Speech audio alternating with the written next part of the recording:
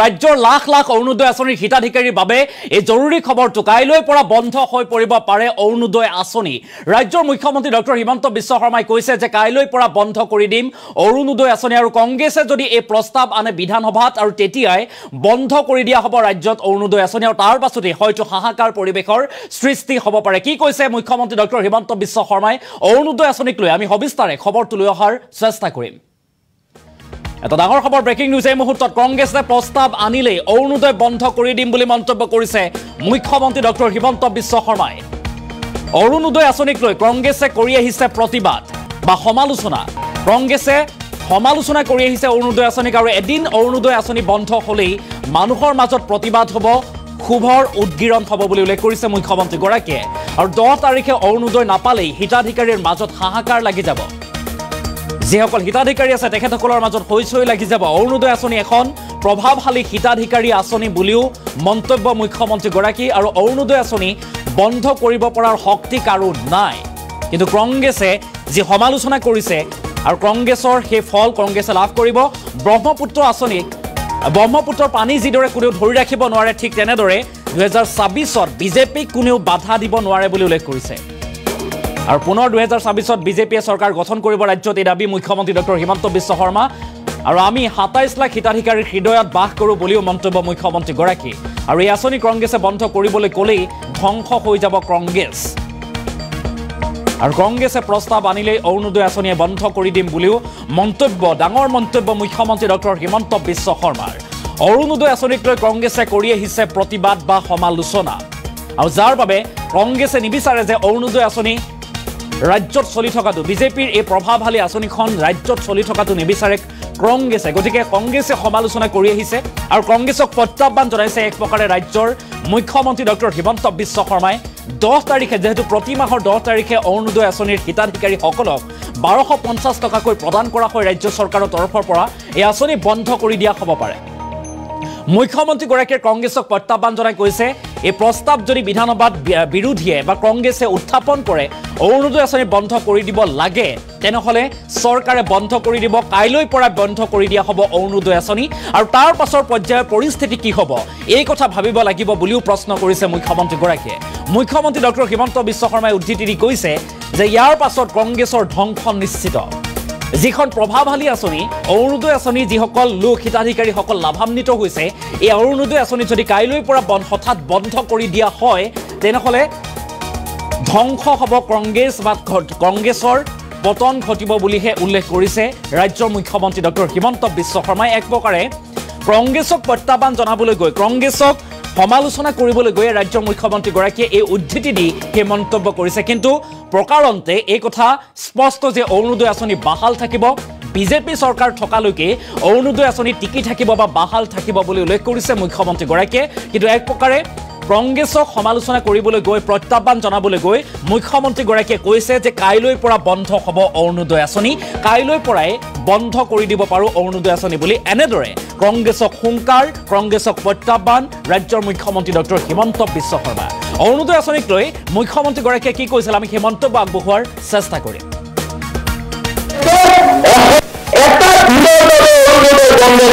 কংগ্ৰেছে সমালোচনা কৰে, মই কংগ্ৰেছক প্ৰত্যাহ্বান জনাম। এটা দিন অৰুণোদয় আমাক বন্ধ কৰিব দিয়ক। মানুহৰ মাজত যি প্ৰতিবাদ হ'ব, মানুহৰ মাজত যি খং আৰু ক্ষোভ হ'ব, সি কংগ্ৰেছ দলে কলৈকে উটুৱাই লৈ যাব তাৰ হিচাপ কৰিব নোৱাৰে। এইবাৰটো মই ভাবি থৈছো বিধানসভাত যদি অৰুণোদয় আঁচনিক তেওঁলোকে সমালোচনা কৰে, মই কম প্ৰস্তাৱ এটা আনি দিয়ক, মই কালিৰ পৰা বন্ধ কৰি দিম। বন্ধ কৰিব। এয়া হৈছে অসমত বিজেপিৰ প্ৰভাৱ। যোৱা 3 দিনত মই মৰ্মে মৰ্মে উপলব্ধ কৰিছো। প্ৰথম যেতিয়া এটা মিছাই নিউজ ওলাই গ'ল যে নাৰ্ছিং হোমত আয়ুষ্মান ভাৰত কাৰ্ড নচলে, আৰু এটা মিছা নিউজ ওলাই গ'ল বি বৰুৱা কেঞ্চাৰ ইনষ্টিটিউটত আয়ুষ্মান ভাৰত কাৰ্ড নচলে, 3 নম্বৰ ওলাই গ'ল যে মেডিকেলত ৰেট বাঢ়ি গ'ল। হিতাধিকাৰী সৃষ্টিৰ ই এটা ভেলকিবাদী আছিল বুলি নকয়। অহা 10 তাৰিখে মাত্ৰ এমাহৰ কাৰণে অৰুণোদয় ৰখাই দিয়ক, যি হুলস্থুল লাগি যাব সি প্ৰমাণ কৰে যে বিজেপি মানুহৰ হৃদয়ত বাস কৰে, মৰি দাঙি দিয়া মানুহৰ হৃদয়ত বাস কৰে। কাৰো শক্তি নাই,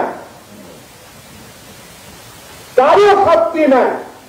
ব্ৰহ্মপুত্ৰৰ পানী যেনেকে কোনেও ধৰি ৰাখিব নোৱাৰে, তেনেকে অসমত 2026 বিজেপিৰ চৰকাৰ আহিব, তাক কোনেও ধৰি ৰাখিব নোৱাৰে।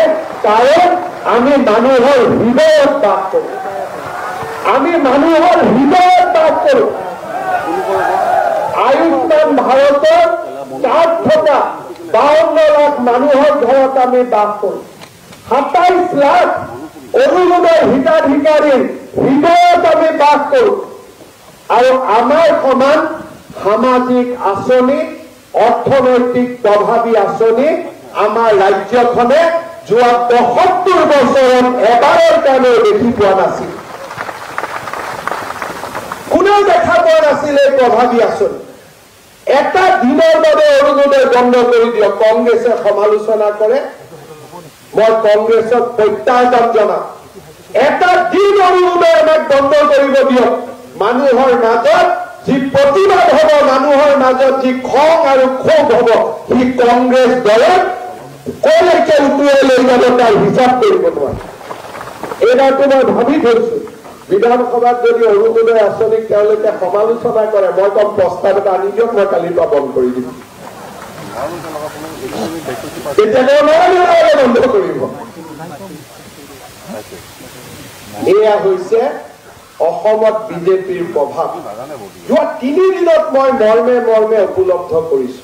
প্ৰথম যেতিয়া এটা মিছাই নিউজ ওলাই গ'ল যে নাৰ্ছিং হোমত আয়ুষ্মান ভাৰত কাৰ্ড নচলে, আৰু এটা মিছা নিউজ ওলাই গ'ল বি বৰুৱা কেঞ্চাৰ ইনষ্টিটিউটত আয়ুষ্মান ভাৰত কাৰ্ড নচলে। 3 নম্বৰ ওলাই গ'ল যে মেডিকেলত ৰেট বাঢ়ি গ'ল। হিতাধিকাৰী সৃষ্টিৰ ই এটা ভেলকিবাদী আছিল বুলি নকয়।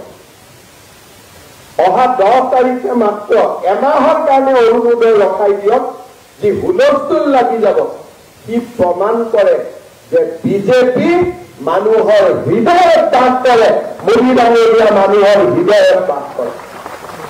কাৰো শক্তি নাই, কাৰো শক্তি নাই। ব্ৰহ্মপুত্ৰৰ পানী যেনেকে কোনেও ধৰি ৰাখিব নোৱাৰে, তেনেকে অসমত 2026 বিজেপিৰ চৰকাৰ আহিব, তাক কোনেও ধৰি ৰাখিব নোৱাৰে। কাৰণ আমি মানুহৰ হৃদয়ত বাস কৰো, আমি মানুহৰ হৃদয়ত বাস কৰো।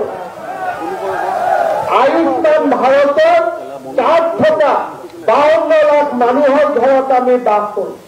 27 লাখ অৰুণোদয় হিতাধিকাৰীৰ হৃদয়ত আমি বাস কৰো। আৰু আমাৰ সমান সামাজিক আঁচনি, অৰ্থনৈতিক প্ৰভাৱী আঁচনি আমাৰ ৰাজ্যখনে যোৱা ৭৫ বছৰত এবাৰৰ কাৰণেও দেখি পোৱা নাছিল। কোনেও দেখা পোৱা নাছিল এই প্ৰভাৱী আঁচনি।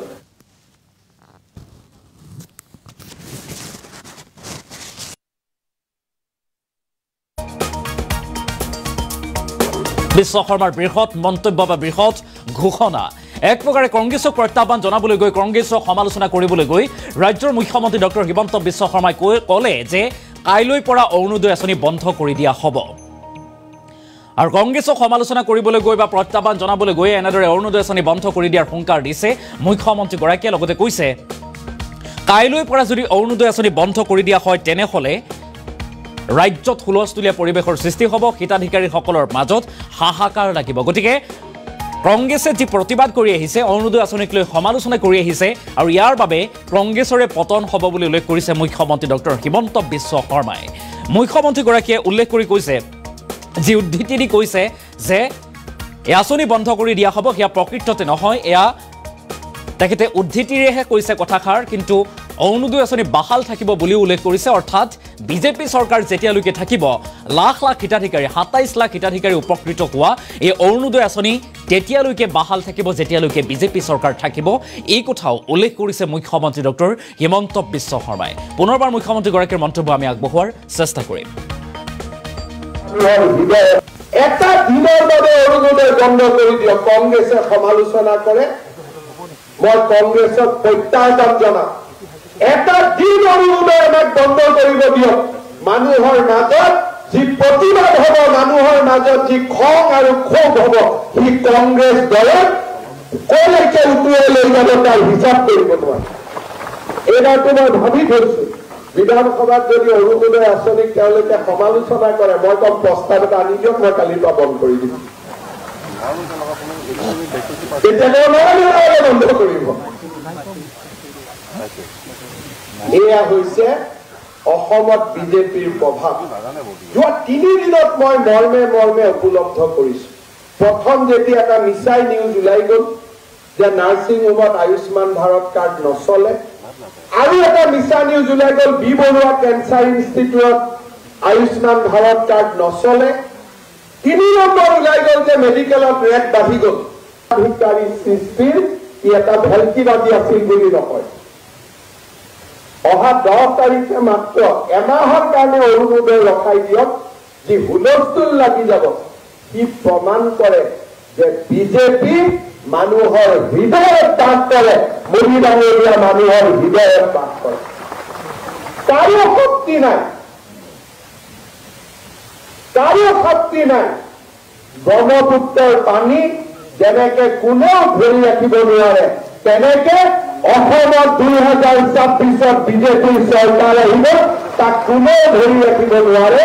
কাৰণ আমি মানুহৰ হৃদয়ত বাস কৰো, আমি মানুহৰ হৃদয়ত বাস কৰো। আয়ুষ্মান ভাৰতৰ কাৰ্ড থকা 52 লাখ মানুহৰ ঘৰত আমি বাস কৰো। 27 লাখ অৰুণোদয় হিতাধিকাৰীৰ হৃদয়ত আমি বাস কৰো। আৰু আমাৰ সমান সামাজিক আঁচনি, অৰ্থনৈতিক প্ৰভাৱী আঁচনি আমাৰ ৰাজ্যখনে যোৱা ৭৫ বছৰত এবাৰৰ কাৰণে দেখি পোৱা নাছিল। কোনেও দেখা পোৱা নাছিল এই প্ৰভাৱী আঁচনি।